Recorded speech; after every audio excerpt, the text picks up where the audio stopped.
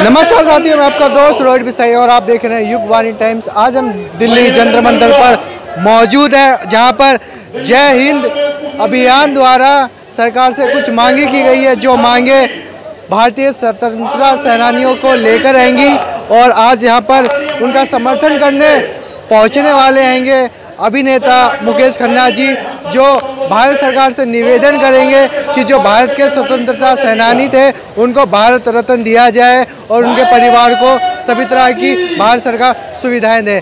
आइए हम आपको दिखाते हैं क्या कुछ लेकर मांगों को लेकर रहेगा इन लोगों का निवेदन।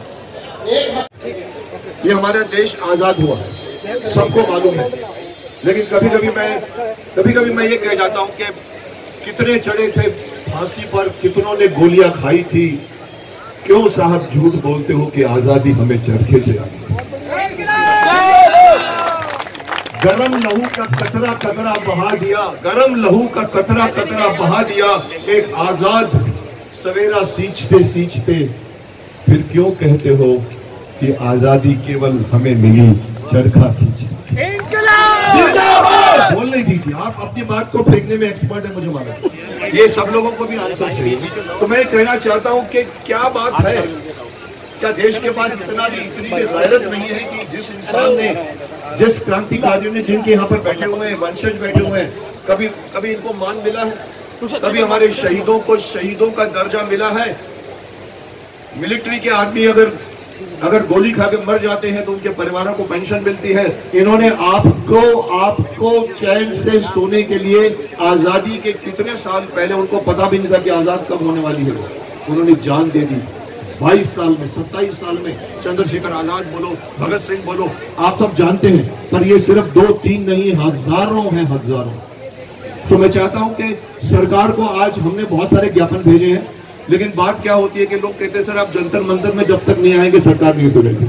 मैं दिल्ली से आया हूं सिर्फ इसके लिए। जी बोलिए सर। एक सवाल सर, आपने काम किया सपोज किसी साइंटिफिक फील्ड में, बहुत मेहनत की आपने, और आपका एक कलीग खा जाता है सारी की सारी क्रेडिट, आपका क्या हाल होगा उसको? हम सिर्फ शिकायत कर रहे हैं, हम ये नहीं कहते कि केवल चरखा चलाते चलाते ये कौम जिसका नाम है ब्रिटिश, इतनी शातिर कौम, जिन्होंने हमारा कोहिनूर हीरा छीन लिया, जिन्होंने लाखों हजारों लोगों को आपने जो कुछ किया है, आप क्या समझते हैं कि वो आदमी सिर्फ चले जाएगा सिर्फ इसलिए कि सत्याग्रह हो रहा? आप उपवास कर रहे हैं तो वो भाग जाएंगे, अरे सब खा गए आपका खाना वो। सो उसकी वजह से हमारे को आजादी नहीं। यू शुड अंडरस्टैंड कि ये लोगों ने एक, अब गरम दल नरम दल की बात करते हैं, कुछ नहीं है साहब, गरम दल भी वही थे, नरम दल भी वही थे, दोनों का उद्देश्य था देश को आजाद करना। लेकिन हुआ जब आजाद देश 47 में, वो सारे के सारे क्रांतिकारी अपनी जान गंवा चुके थे, और बाद में ब्रिटिश सरकार ने उनको कह दिया कि अरे ये तो आतंकवादी है।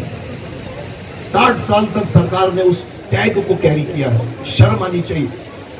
आप आजाद हो गए 47 में, आपको तो उसी दिन आपको एक महा आयोजन में सब परिवार वालों को बुलाना चाहिए था और उनको सम्मानित करना था जिसको आप सम्मानित नहीं करते। तो यही शिकायत है मेरी, और कोई शिकायत नहीं।